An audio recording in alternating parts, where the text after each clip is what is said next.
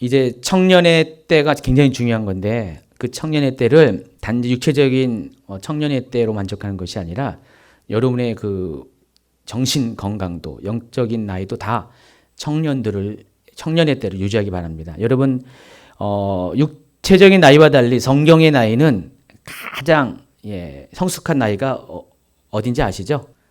우리 요한 1서 2장에 12절, 13절, 14절에 보면은 거기에 보면은 사도 요한이 우리의 영적인 나이에 대해서 언급을 해요. 두 번 반복해서. 어린아이, 또 아비, 그리고 청년들, 젊은이들 이렇게 얘기하는데 우리가 알고 있는 육적인 나이와 달리 그 영적인 나이에서 가장 성숙한 사람들은 청년의 때예요. 영적인 나이가 청년인 것. 여러분 그 어린아이는 어떤 사람입니까? 이제 막 예수 그리스도 안에서 중생을 경험한 사람, 막 태어난 사람, 기어다니는 사람, 아직 젖을 먹는 그런 사람들. 그런 사람들이 육신의 나이는 어떻든 간에 영적인 나이는 어린아이입니다. 그리고 아비는 어떠죠? 아비는 그 다음 단계가 이제는 하나님에 대해서 아는 지식을 가진 사람이 아비의 단계예요. 그래서 성경을 통해서 또 경험을 통해서 신앙적인 경험을 통해서 하나님이 어떤 분이라는 것을 아는 사람이 아비입니다. 그래서 우리가 기본적으로 두 가지 세대가 교회에서 존재합니다. 어린아이의 세대 또 아비의 세대가 있죠. 그런데 한 가지가 더 추가되는 게 바로 젊은이 청년의 세대인데 이 청년들은 어떤 기준입니까? 하나님의 말씀을 통해서 능히 악한 자를 대적해서 싸울 수 있는 자, 곧 영적 전쟁을 치를 수 있는 사람이 영적으로 젊은이입니다. 그래서 이 사람은 이미 중생을 했고 또 아비처럼 하나님에 대해서 아는 경험을 갖고 있고 거기서 머무는 것이 아니라 하나님 말씀으로 무장이 되어서 영적 전쟁에서 싸워서 이길 수 있는 사람입니다. 여러분 애들이 싸울 수 있는 게 아니고 나이 드신 아비들이 싸울 수 있는 게 아니라 전쟁은 젊은이들이 하는 겁니다. 그래서 이 젊은이 세대가 교회가 많이 필요해요. 저희 교회는 가장 많은 연령층이 육적인 나이로 보면은 40대, 50대예요. 제가 50대, 최현희 목사님 40대 후반인데 참 신기하게도 저희와 동갑인 분들이 제일 많아요. 저희 교회. 같은 해. 제가 65년생인데 65년생하고 최현희 목사님 68년생인데 68년생이 교회에서 제일 많아요. 참 희한하죠? 그렇게 찾아왔는지도 아닌 것 같은데 어떻게 하나님이 이렇게 보내주셨어요. 그러니까 40대, 50대가 실은 교회에서 가장 왕성하게 일하는 실은 영적으로 젊은이 세대인데 하나님이 저희 교회는 그런 분들을 많이 붙여줬어요. 그래서 저희 교회는 마른 목골이에요. 마른 목골. 어떤 교회는 역삼각형. 애들은 없고 노인네들만 있고 어떤 교회는 거꾸로 되는데 어떤 교회는 또 뭐죠? 이게 뭐죠? 이거? 호리병. 젊은이는 싹 없고 위아래만 있고 근데 저희는 마른 목입니다. 그래서 실은 이게 가장 좋은 모델이죠. 가장 좋은 모델인데 하나님이 이제 저희 교회는 이제 그런 어떤 인구 분포, 나이 연령 분포를 주셨어요. 근데 단지 육적인 나이만 그런 게 아니라 저희 교회는 영적인 젊은이들이 많아서 더 감사합니다.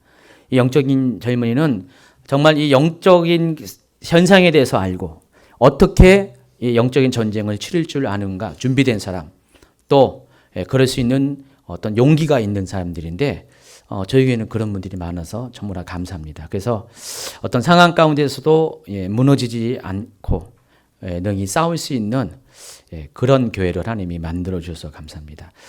어쨌든 그런 중심 가운데 여러분도 있다는 것을 기억하기 바라고요. 아직 여러분이 육신의 나이에 비해서 영적인 나이가 아직은 어리다고 난 아직 덜 성숙했다고 생각하시는 분들은 빨리빨리 성숙하고 성장하기 바랍니다. 계속 여러분이 성장해 줘야지 여러분들이 교회의 주축이 되어야 됩니다. 지난 3월 1일 날 이제 오후에 저쪽 새성전에서 여러 가지 이제 일을 하는데 확실히 티가 나더라고요. 나이는 젊은데 일은 못해요. 보니까 우리 40대 50대 남성생들은 그냥 나이는 뒤에서 또 척척척척 잘하는데 여기 있는 분들 보니까 손발도 안 맞고 어떻게 할지 몰라가지고 주점주점 대고 막 그래요. 이게 경험이 없어서 그런 거잖아요. 일을 해본 경험이 없어서 그런데 앞으로 여러분들이 모든 면에서 경험이 많아야 돼요. 축적이 돼야 돼요. 그게 성숙한 거고 성장한 거거든요. 그래서 그냥 마냥 끌려다니는 그런 신앙 갖지 마세요. 계속해서 이끌어가고 앞서가는 신앙 갖길 바랍니다. 무슨 일 생길 때 목사님 어떻게 해요? 하면서 맨날 힘들어서 뭐 그런 어떤 도움을 청하는 그런 수준이 아니라 여러분이 누군가를 도울 수 있는 그런 성숙한 사람이 되길 바랍니다. 예. 그렇게 되면 여러분 강한 청년이 될 거예요. 하나님이 그쪽 교회를 우리에게 허락하셨고 보내주시는 이유는 그곳에서 추수할 영혼들이 많아요. 거기는 많고 가니까 제 느낌은 거기는 이제 우리가 이제 가나안 땅에 들어가는 느낌이거든요. 요단을 넘어서 가나안 땅에서 정복해야 될 것들이 많이 있을 것 같아요. 근데 정복하기에 앞서서 우리를 기다리는 것은 뭐죠? 가나안의 7 부족들이 기다리고 있습니다. 그 7 영가의 싸움을, 악한 영가의 싸움을 우리가 능히 이길 수 있도록 지금 무장돼서 들어가야 됩니다. 어쩌면 여기가 신명기서의 배경이 되는 바로 모압 평야, 모세가 마지막으로 출애굽 2세들을 모아놓고 그동안 함께 하신 그 출애굽 과정들을 설명하면서 뭐라고 했습니까? 하나님께서 이 모든 이 하신 것들을 기억하면서 너희가 정말로 이 하나님의 행하신 것에 대해서 순종하면서 따를 것을 결단하고 결정하는 그런 어떤 순간인데 여러분이 그런 순간 어떤 과정 가운데 있습니다. 결단하고 가시기 바랍니다. 가서 뭐 건물이 좋고 환경이 좋다고 너무 그런 것만 좋다고 기뻐할 것이 아니라 하나님이 우리를 그곳에서 추수할 수 있는 추수의 일꾼으로 삼아 주신 것을 기대하면서 가시기 바랍니다. 자, 오늘 말씀은 아직도 가난한 자. 여러분이 얼마나 가난한지 가난한 자가 안 끝나네요. 지금 벌써 이게 몇 달째 일하고 있어요. 그동안 제가 뭐 어디 가고 뭐 이거저거 빠지고 해서 진도가 안 나갔는데 자, 오늘은 이 가난한 자 마지막 마치는 시간을 가질 겁니다. 우리가 누가복음 19장 1절부터 8절까지의 내용을 먼저 같이 보도록 하겠습니다. 누가복음 19장입니다. 삭개오에 관한 이야기입니다.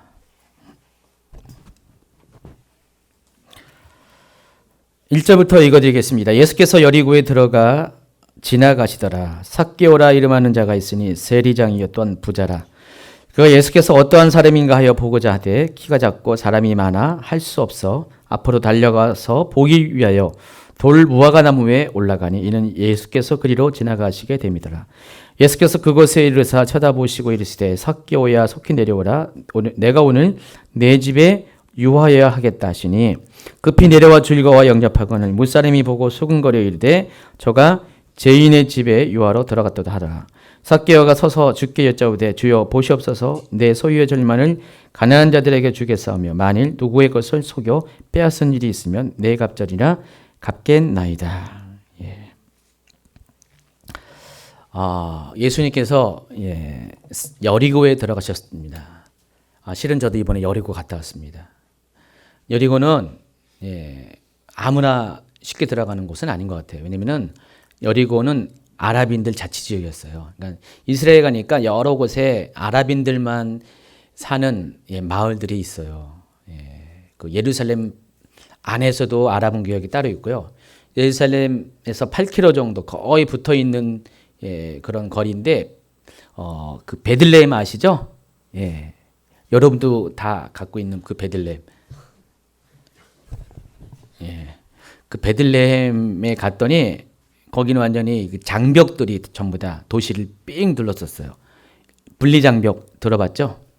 그래서 그 안에는 팔레스틴 사람만 살아요. 유대인이 못 들어가요. 유대인이 법적으로 들어갈 수 없게끔 돼 있어요. 괜히 잘못 들어갔다가 어떻게 되겠어요? 돌 맞는 것도 있지만 살해당할 수 있죠. 그래서 유대인들을 보호하기 차원에서 못 들어가게 하는 거죠. 근데 여리고도 가니까 아랍인 마을이더라고요, 거기도요. 그래서 이스라엘 곳곳에 이 팔레스틴 자치 도시들이 곳곳에 있더라고요. 여리고 갔더니 되게 덥더라고요. 그동안 다닌 곳은 날씨가 그래도 최소한 가을 정도 날씨였는데 여리고 가니까 여름이 됐어요. 거기는 뭐 무슨 몇 개월 지난 것도 아니고 바로 하루 차이인데도 거긴 여름이더라고요. 그 이유 이제 다른 것이 아니라 거기가 사해 바다처럼 해수면 아래 거의 300m 가까이에, 사해 바다는 400m죠. 예, 그러니까 땅 밑으로 300m 있으니까 깊이 들어가니까 덥더라고요. 여러분 산으로 올라가면 춥고 마찬가지로 여러분 동굴 같은 데 밑에 들어가면 더운 것처럼 그런 거죠. 그래서 거기 하니까 여름이에요. 그 밑에 사해 바다는 바로 이제 3m가 이어지는데 온도가 31도까지 올라가요. 이번에 가가지고 초겨울과 한여름을 다 이렇게 며칠 상간에 다 겪고 왔는데, 자, 이 여리고 갔더니 그 선교사님이 가이드하는 선교사님이 여리고를 보여주겠다고 그랬어요. 근데 물론 도시 안에 들어가면 여리고 잘 모르잖아요. 근데 여리고를 알기 위해서는 산에 케이블카 타고 올라가면 알 수 있대요. 그러니까 여리고 바로 앞에가 뭐냐면 시험산. 예수님이 시험 받은 산. 아주 항무지 같은 돌산, 뭐 흙두덩이 산인데 나무도 없는 그런 산인데, 그 시험산이 이제 유대 강야의 맨 끝에 있어요. 유대 강야에 이어지는 맨 끝이 시험산인데 예수님이 거기서 시험을 받으셨고요. 한 몇백 미터 높은 데 있습니다. 그리고 바로 그 밑에 여리고가 있었어요. 그래서 케이블카 타고 올라갔습니다. 올라갔더니 정말 여리고가 싹 보이더라고요. 근데 여리고는 나무가 많더라고요. 이스라엘에서 나무 보는 게 어려운가요, 쉬운가요? 어려운 거 생각하죠? 쉽더라고요. 나무가 많아요, 이스라엘이. 특별히 쇠펠라 지역, 유대 평지 갔더니 거기는 그냥 무슨 정원 같아요, 무슨. 아름답고. 꼭 우리나라 온 것 같은 아주 되게 좋은데, 그러나 거기는 그렇지만은 대부분의 또 한쪽은 광야와 또 어떤 산지, 척박한 산지가 많이 있는데, 여리고는 그 광야 끝에 있는 아주 나무가 많은 곳이에요. 그러니까 전체적으로는 둘러싼 다 그런 데는 광야고 척박한 땅인데 여리고만큼은 굉장히 좋은 땅이더라고요. 여리고를 옛날에 별명이 뭐냐면 종려나무 성읍이라고 썼어요. 종려나무 성읍. 종려나무가 뭐냐면은 대추 열매가 생기는 팜이라고 그런 열매가 있는데, 준이자매 혹시 대추 열매 사왔어요? 안 사왔구나. 사왔으면 이때 딱 풀어주면 이게 대추 열매구나 알 수 있는데. 그래서 여리고는 이번에 가봤더니 옛날부터 아주 오래된 성읍이에요. 그러니까 성경 초기 시대부터 지금부터 한 5, 6천 년 전부터 있었던 성읍이에요. 굉장히 오래된 성읍이에요. 왜 이렇게 오래됐냐면은 살기 좋은 곳이라서. 그 지역에서 정말 살기 좋은 곳이라서. 그러니까 여리고 갔더니 나무가 그냥 엄청 큰 나무 거기서 사진 찍었는데, 그리고 거기 무슨 샘이었죠? 엘리사의 샘? 엘리사의 샘이라는 샘도 있었고, 뭐 하여간 거기는 많이 활성화돼가지고 사람들이 그냥 아랍 사람들이 그냥 되게 시끄럽거든요. 막 돌아다니면서 사람들이 많은 사는 성읍이었습니다. 그래서 갑자기 이제 오늘 이 이야기를 하니까 그 여리고가 생각이 나네요. 여리고는 사람도 많이 살고 좀 부요했고, 당시로서는 지금도 이제 물론 지금은 이제 상대적으로 부유한 건 아니지만은 농산물도 많이 수확되고 그런 곳이었어요. 그러니까 사람들이 많이 왕래하는 그 주변에 그냥 오아시스가 있는 아주 특별한 장소였기 때문에, 그래서 여리고는 많은 사람들이 있었습니다. 그 여리고에 누가 살았습니까? 삭개오. 혹시 삭개오 본 사람 있습니까? 어떻게 생긴지 아세요? 여기 봤더니 삭개오가 뭐라고 써 있어요? 키가 작고 세리장이고. 삭개오 하면은 두 가지가 생각나죠. 직업은 세리고 키도 작다. 여러분 세리라고 하면은 지금으로 따지면은 세관원이죠. 세무소 근무하는. 당시로서는 굉장히 좀 똑똑한 사람만이 할 수 있는 거예요. 문맹률이 그때는 거의 99% 가까이 됐는데 세리 아무나 쓰는 게 아니라 일단은 문자를 해독할 줄 알고 좀해도 배운 사람이 세리가 되죠. 그래서 이 세리라는 직업은 여러 면에서 핸디캡이 있습니다. 물론 돈은 이렇게 많이 벌 수 있어도 일단은 이 세리가 누구를 위해서 일하냐? 로마 제국을 위해서 일합니다. 유대인들을 위한 것이 아니라 로마 제국의 편에 서서 유대인들의 피를 빨아먹는 흡혈귀와 같은 옛날에 우리 일제시대 때 일본 앞잡이와 같은 그런 역할을 하는 것이 세리였습니다. 그래서 세리로서 있는다는 그 사실은 일단은 공동체와의 관계가 단절되어 있어요. 그러니까 유대인들이 싫어하는 사람들, 죄인이라고 불리는 몇 부류의 사람들이 있죠. 창녀, 또 도둑, 꺼린 사람, 문둥병 환자, 그렇죠? 그런 사람들과 같이 분류돼가지고 세리는 죄인이었어요, 죄인. 그래서 이 세리라는 직업을 갖고 있는다는 것은 이스라엘 유대인 공동체에서 배척을 당하는 그런 사람이었습니다. 여러분 문화 중에서 여러분 잘할 때 왕따 문화가 있잖아요. 여러분이 다 한 반에서 친구들이 다 지내는데 그 사람만 왕따 해가지고 같이 놀아주지도 않고 말붙이지도 않고 그렇게 해가지고 완전히 그림자 취급하는 실은 세리가 그랬습니다. 그래서 이 삭개오는 그런 대접을 받으며 살았습니다. 물론 세리는 세리끼리 이렇게 교제할 수밖에 없죠. 그러니까 유대인들이 자주간 어쩔 수 없이 세리가 이렇게 세금을 거둘 때는 그렇게 하지만은 이건 굉장히 평소에는 세리를 안 만나는 그런 사람이었습니다. 그래서 이 삭개오가 이 세리라는 직업을 갖고 있음으로 인해서 당하는 핸디캡이 있었어요. 또 한 가지 삭개오의 문제가 뭐였죠? 우리 지연자매는 키 작은 사람의 심정을 알까? 근데 봤더니 키 큰 사람도 아주 상처가 있더라고요. 그 정도는 아닌가요? 어떤 여자분 중에서 키 큰 분이 있는데 키 크다는 소리 하면 되게 싫어했어요. 어릴 때부터 키 큰 게 상처였어요. 옆에서 지나가면은 별명이 전봇대, 멀대, 웬 전봇대 하면서 키 큰 사람도 상처가 있더라고요. 그래서 일부러 고개를 푹 숙이고 다닌대요. 높은 굽도 못 신고 그냥 키 큰 것도 상처가 되더라고요. 근데 키 큰 상처는 배가 부른 상처고 키 작은 사람은요 이거는 정말 상처가 크더라고요. 혹시 이 중에서 내가 키가 작아서 어떤 어릴 때 상처를 받은 분 계시나요? 있어요? 없어요? 키 작은 사람 없죠? 있어요. 그래도 150은 되잖아요.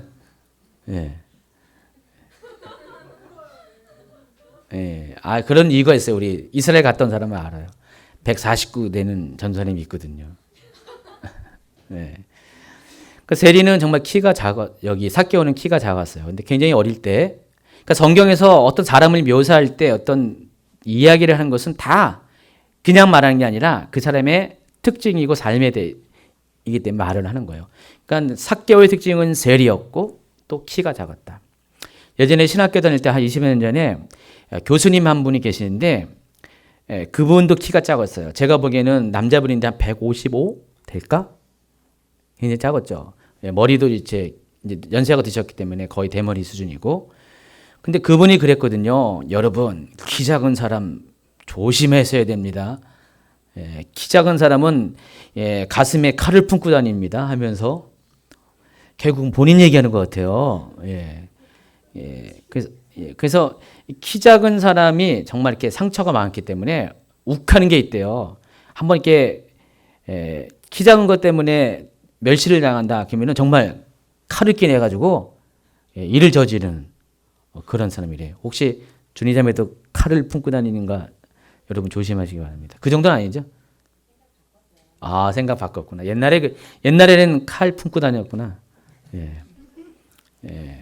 정말 이렇게 키 작은 것이 삭개오에게는 상처가 됐어요. 그래서 아마 이것 때문에 삭개오의 삶에 있어서 두 가지 핸디캡은 삭개오로 하여금 삶을 건강하게 살지 못하는 그런 일을 하게 한 것 같아요. 여러분이 삭개오가 한번 되어보세요. 예, 남들은 그냥 서서 바라보는데 이 삭개오는 발뒤꿈치를 올려도 안 되니까 뽕나무에 올라가서 예, 봐야 되는 이 심정. 예, 제일 키 작은 사람이 아주 그냥 처지가 예, 서러운 게 뭔지 아세요? 엘리베이터에 갇혀 있을 때 키 큰 사람들에 다 갇혀가지고 10,000원 그 지하철에 탔을 때 바둥바둥거려도 손잡이가 안다. 딴 사람들은 여유 있게 예, 올리는 것도 아니고 앞으로 뻗어가지고 닿는데 예, 이 키 작은 사람은 이거는 뭐 숨도 못 쉬어. 예, 사회가 자기를 막 이렇게 막 억누른 것 같아. 포위 삼는 것 같아. 그런 심정. 이건 안 당한 사람은 몰라요. 예. 저는 키가 큰 것도 아니고 작은 것도 아니고 아주 아담해요. 딱 적당합니다. 예, 적당한데. 그래서 예, 저는 뭐 키 작은 분의 심정은 잘 못 느낄 것 같은데 실은 때때로 저도 그렇다니까. 요즘 애들이 하도 커져가지고 어디 같이 딱 쓰면은 굉장히 기분 나쁘더라고요. 막 내려다봐요 애들이. 예, 혹시 여기 날 내려다보려고 하는 내려다볼 사람 거의 없는 것 같은데. 예, 뭐 거의 비슷하게 도토리인 것 같은데. 예. 그 심정 저도 가끔가다 느낀다니까요. 어떻게 보면은 막 그렇게 바로 이렇게 머리 하나 차이 나는 애들이 많더라고요. 예. 그래서 이 두 가지 핸디캡으로 하여금 이 삭개오의 삶을 굉장히 힘들게 했습니다. 뒤에 나오는 또 한 사람이 있었어요. 예, 아직 안 읽었는데 마태복음 9장에 누가 나옵니까? 마태. 예, 레이라고 불리는 이 마태. 예, 알페오의 아들. 예. 이 마태도 똑같이 두 가지 핸디캡이 있었어요. 첫 번째 것은 삭개오랑 동일한 셀이라는 것.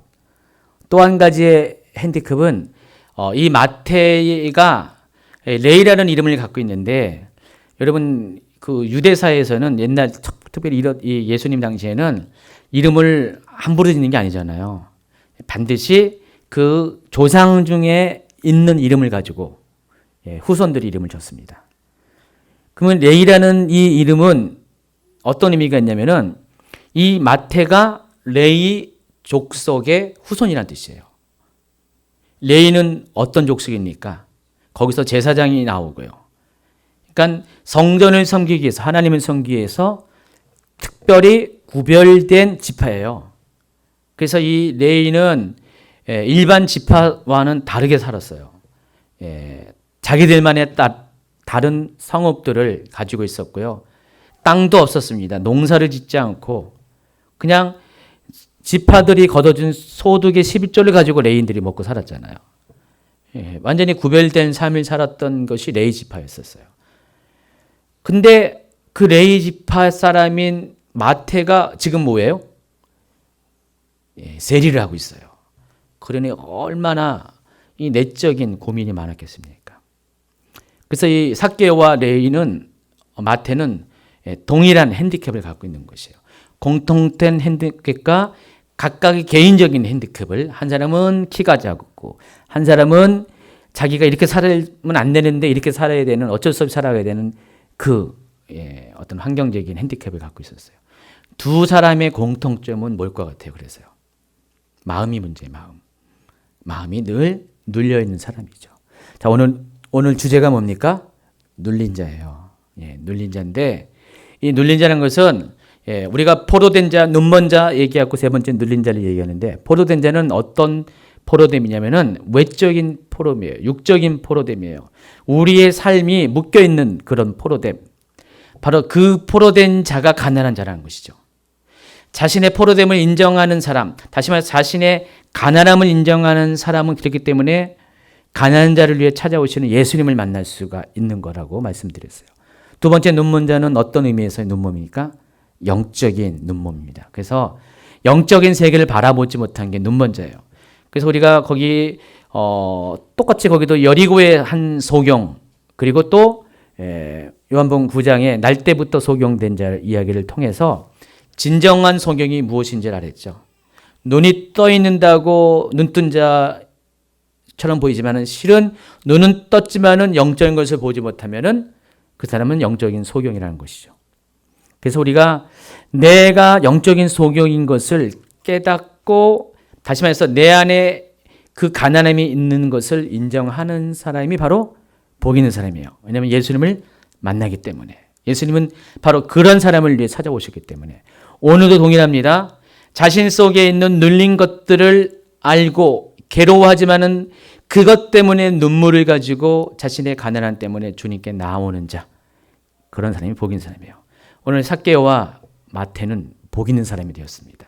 왜냐하면 자기 속에 있는 핸디캡을 가지고 아파했고 힘들어했지만은 바로 그것 때문에 바로 그것이 오히려 매개가 되어 그것이 끈이 되어서 예수님을 찾을 수가 있었기 때문에 그것이 복 있는 삶이라는 것입니다. 때로 하나님이 여러분의 삶 가운데 여러 가지 어떤 힘듦을 주세요. 고난과 고통을 주시고, 그거는 우리가 참을 만한데, 정말 내 평생에 떼어줄 수 없는, 어떻게 도저히 떼놓을 수 없는, 가령 그것이 육체적인 핸디캡이든지 아니면 이런 세리와 같은 어떤 삶의 환경적인, 운명적인 핸디캡을 갖고 있는 사람이 있다면요, 우리가 예수님 밖에서는 그것은 저주입니다. 예수님 밖에서는 슬픔이에요. 정말 어찌할 수 없는 그런 연약함이지만은 오히려 그것이 예수님 안에서는 복이 된다는 것입니다. 왜냐하면 그것을 통해서 예수님을 충분히 만날 수 있는 동기부여가 되기 때문에 우리는 결코 부자인 상태에서 예수님을 만날 수가 없어요. 이 부자는 것은 육체적인 부자뿐만 아니라 우리의 영혼 모두 면에서 자신의 부요함을 느끼는 사람. 필요 없다. 나는 충분하니까 아무것도 필요 없다. 돈도 충분하고 내 가진 명예도 충분하고 또 내 삶의 어떤 영적인 부분에 있어도 나는 하나님이 필요 없고 주님이 필요 없다라고 그렇게 느끼는 사람, 그렇게 부요함을 느낀 사람은 복 있는 삶이 아니라는 것이죠. 오히려 그의 삶은 저주라는 것입니다. 왜? 그렇기 때문에 그것 때문에 부요함 때문에 하나님을 만나지 못하기 때문에 우리가 라오디게아 교회 계시록 3장을 이야기하면서 라오디게의 사람들이 문제가 뭐였습니까? 거기는 세 가지가 아주 유명한 도시라고 했어요. 첫 번째 돈이 많았고, 두 번째 안약이 유명했고, 세 번째 양모 산업으로 유명했습니다. 제가 라오디게 교회 터를 갖고 도시 터를 갔는데 아주 어마어마한 방대한 그런 유적을 갖고 있어요. 아주 그냥 그 언덕 텔에 있었는데 그 터키 땅에 언덕에 있는데 완전히 그냥 계알지에 있는 언덕에 아주 잘 보이는 데 있었어요. 근데 이제 발굴이 시작했어요. 10%밖에 발굴 못했대요. 워낙에 발굴할 게 많은데 근데 그 교회터를 발굴했었는데 그 교회터의 길이가 우리가 이렇게 밟은 그 교회터만 해도 다 개발이 안 된 거예요. 발굴이 안 됐는데 우리가 확인한 교회터만 해도 50m 정도 됐었어요. 여러분 우리가 여기가 지금 20m 될까? 그때 당시에 교회가 50m 되는 그런 굉장히 넓은 거예요. 우리가 이사갈 아마 성전이 그 정도 될까 말까? 그때 당시에 굉장히 아주 넓은 교회당을 갖고 있어요. 그러니까 라오디게아 교회가 굉장히 잘 살았다는 것이죠. 물론 예수님 당시에 그 교회는 아닐 것이에요. 몇 세기 후에 지어진 교회지만은 어쨌든 라오디게아라는 도시 자체가 너무 잘 살았었어요. 모든 것이 풍족했어요. 그렇기 때문에 그들은 스스로를 부요하다고 생각했어요. 풍족하다고 생각했어요. 나는 모든 것이 부족함이 없다고 생각했기 때문에 그들에게는 예수님이 찾아오심이 아무런 의미가 없었어요. 그러나 자신의 이 가난하다고 생각하는 사람에게는 예수님의 방문은 놀라운 것이었습니다. 오늘 이 삭개오 예수님을 만났습니다. 너무나 기뻤어요. 그래서 예수님의 눈에 어떻게 하면 띌 수 있을까? 뽕나무 위에 올라갔습니다. 뽕나무 가면은 뽕을 따는 겁니까? 뽕나무 갔더니 오디가 열리더라고요. 터키 갔더니 검정 오디, 하얀 오디 봤습니까? 한국 사람들은 가면은 막 관광지에서 막 따먹고, 우리는 막 따먹었는데, 딴 사람들은 도대체 뭐 하는 짓인가 그러는데, 우리는 열심히 따먹었었거든요. 근데 그 나무에 올라갔습니다. 뽕나무에 올라가서 어떻게 하면 예수님이 자신을 바라볼 수 있을까? 아마 고개를 삐죽하면서 예수님 절 좀 보세요 하면서 막 그랬을 거예요. 만약에 삭개오가 키가 한 뼘이라도 크면 뽕나무에 올라갈 이유가 없죠. 근데 그 한 뼘 때문에 뽕나무에 올라갔어요. 그러나 그것이 곧 예수님 앞에 예수님의 눈에 띄는 복이 되었다는 것입니다. 예수님은 그런 삭개오를 부르셨습니다. 오늘 너의 집에 유할 것이다.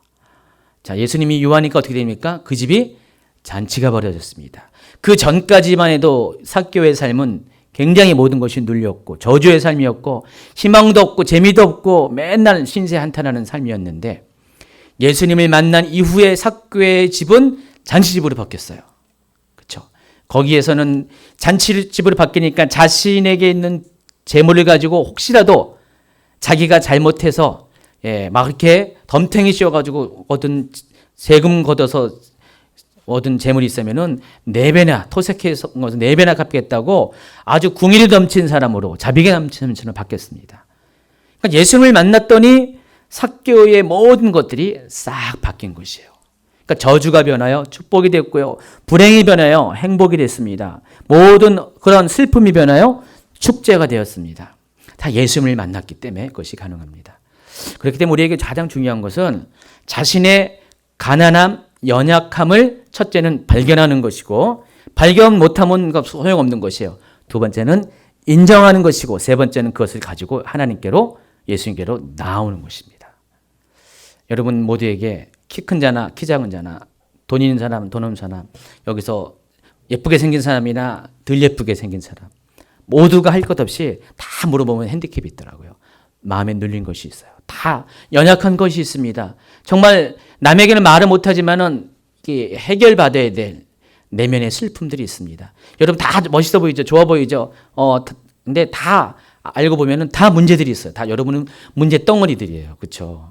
옆에 분들은 문제 덩어리, 이 문제 덩어리 하면서 다 나는 문제를 갖고 있는데 그래서 남에게 이 문제가 많이 있으니까 말을 못할 뿐이에요. 그래서 남의 눈에는 저 사람은 문제가 없어 보여요. 그러나 다 문제 있습니다. 각가지 문제가 있어요. 작년인가 우리 무궁 형제가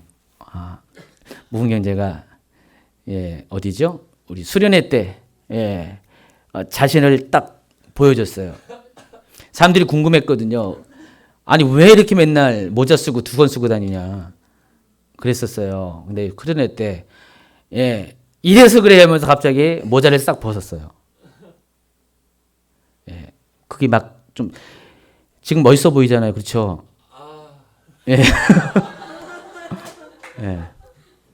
근데 막 그랬었어요. 막 그랬죠. 근데 실은 그때가 삭개오였어요. 그렇죠? 그때가 삭개오였다고요. 무궁인자가 삭개오였어요. 어쨌든 우리가 감춰진 우리 속에 있는 어떤 핸디캡, 우리를 눌리게 하는 숨기고 싶어하는 그런 모든 것들, 여러분 사람 앞에서는 뭐 그럴 필요 없지만은 다음부터는 사람 앞에서는 안 보여줘도 돼요. 충분하고요. 하나님 앞에서는 날마다 보여주셔야 됩니다. 하나님 앞에 하나님 내가 이래요. 기도할 때는 2건 벗고 하세요. 내가 이래요. 나는 이런 사람입니다. 하나님 나는 요래요. 하면서 자신 속에 있는 상처를 최대한 드러내시기 바랍니다. 상처를 드러내지 않고 계속해서 포장하고 아닌 것처럼 하는 사람 불행한 사람입니다. 하나님을 만나지도 못할 뿐더러 하나님께서 주시는 위로를 그 기회를 찾지 못하기 때문에 많은 분들이 어떤 사람이 누군가를 도와주고 싶은데 아닌 것처럼 할 때가 많이 있어요. 특별히 재정적인 것 때문에 어떨 때 막 그래요. 막 기도를 해요. 근데 하나님이 마음을 주세요. 저분이 좀 도움이 필요한 것 같다. 그래서 그분한테 가서 혹시 도움이 필요합니까? 재정적인 어떤 하나님 그런 마음은 절대로 아니라는 거예요. 나는 돈 있다. 충분하다. 나중에 알고 보면은 아니거든요. 진짜로. 돈이 지금 막 필요해요. 근데 그놈의 자존심이 자기를 포장해가지고요. 그 기회를 놓치는 거예요. 그게 하나님이 보내준 사람인데, 근데 그걸 놓칩니다. 하나님은요, 자신의 약점을 감추고 위장하고 아닌 것처럼 하는 그 사람에 대해서 뭐 나쁘다는 것보다도 하나님이 그 사람을 위해 찾아왔다는 그 하나님 방문하는 목적 자체가 이루어지지 않기 때문에 너무나 하나님 입장에서는 안타까운 것이에요. 하나님이 가장 기뻐하는 사람은요, 자신의 가난함을 솔직하게 인정한 사람입니다. 저 또한 마찬가지더라고요. 사람을 겪어보고 성도들을, 특별히 젊은 사람들을 겪어볼 때 자신의 가난함을 인정하는 사람들이 너무나 예뻐요. 아닌 것처럼 계속 꾸미는 사람은요, 미워요. 밉다는 것보다도 그렇다는 것이죠. 제가 뭐 할 게 없는 거예요. 그분한테 뭘 할 게 없는 거야. 다 알아서 하는데. 적어도 그런 척을 하니까. 근데 약한 것을 인정하고 약한 것을 고백하고 그럴 때 마음이 통해요. 생각이 통하고요. 뜻이 통하고 대화가 되잖아요. 그렇죠? 여러분 약간 모자란 사람이 더 매력적인 거 아십니까? 그렇죠? 너무 이렇게 잘나 보이고 완벽해 보이면요. 여러분 말대로 있잖아요. 예. 재수 없다. 예. 근데 좀 모자라는 사람이 너무 매력이 있는 것이에요. 하나님 앞에는요, 조금이 아니라 많이 모자란 사람이 매력이 있는 것이에요. 하나님은요, 하나님이 할 게 많잖아요. 그 모자란 것 통해서, 이것도 해주고 저것도 해주고, 하나님 바빠요. 그 사람 찾아올 일이 많아요. 고쳐줄 것이 많으니까. 그러다 보면 하나님 어떻게 돼요? 친해지잖아요. 그럼 어떻게 해요? 하나님의 사람으로 아주 세움받게 되는 것입니다. 제가 보니까 많은 위대한 인물들, 세상에 그렇고 성경적인 인물 사람들은 다 이런저런 핸디캡을 가지고 하나님 앞에 쓴 사람입니다. 예전에 어느 목사님이 그러더라고요. 그분이 본인이 폐병이 있었어요. 예전에 폐병이 있었는데 그러더라고요. 하나님이 사용하는 위대한 종들은 전부 다 폐병 환자라고 하면서 실제로 그렇더라고요. 저 한경지 목사님도 폐병 환자였어요. 아세요? 저 옛날에 그 주한교회 나경희 목사님도 또 많은 목사님들이 실은 폐병 환자였었어요. 그때요. 결핵 뭐 이런. 옛날엔 다 그런 게 많았었잖아요. 그걸 극복하고 그렇게 크게 사용되는 종이 되었는데 그걸 얘기하면서 나도 이제 동일하다 그렇게 말씀하시더라고요. 근데 하나님이 그런 이 핸디캡, 연약함, 사람들에게 숨기고 싶은 이 자신을 누르고 있는 이런 심적인 이 고통을 통해서 실은 그것을 통해서 하나님을 만날 수 있는 길을 여시고 또 그 길을 따라서 우리 마음 가운데 하나님이 들어오십니다. 하나님이 우리를 찾고 싶어도 도무지 우리 마음속에 들어올 수 있는 통로가 없기 때문에 하나님이 들어오지 못하는데 우리 속에 있는 포로됨, 눈먼 또 눌림은 특별히 이 눌림은 자신의 속에 있는 상처를 가지고 그것 때문에 그것이 길이 되어서 하나님을 내가 이렇게 내 삶 가운데 맞이하게 할 수 있다면은 이것만큼 축복이 없다는 것입니다. 오늘 이 눌린 자는 바로 가난한 자, 심령이 가난한 자는 복이 있나니라는 그 주제 가운데 들어가 있습니다. 바로 내 속에 있는 눌린 것, 이 눌린 자라는 내 정체성, 이것이 여러분 삶 가운데 얼마나 큰 복이 되는지를 여러분 깨닫고요. 이제 더 이상 여러분이 힘든 것 때문에 아파하지 말고 그것 때문에 여러분 자신을 스스로 무너뜨리지 말고 오히려 당당하게 이 눌린 이것 때문에 바로 주님 앞에 나아갈 수 있는 그런 용기를 얻기 바랍니다. 하나님, 나는 주님이 필요합니다. 내 눌린 것, 내 상처를 통해서 나를 만나러 오시는 그 주님을 만나고 싶습니다. 그렇게 다가가기 바랍니다. 결론을 내리면은 우리가 심령이 가난한 자가 왜 복이 있는가? 예수님께서는 바로 이 가난한 자를 위해서 그들을 구원하기 위해서 그들을 만나기 위해서 이 땅에 오셨기 때문에 누구든지 심령이 가난하지 않고서는 절대로 주님을 만날 수가 없습니다. 그래서 우리가 해야 될 것 첫째, 자신의 가난함을 알고 인정하고 시인하고 내가 할 수 없기 때문에 주님만이 하시기 때문에 주님께 모든 것들을 위임하셔야 된다는 것입니다.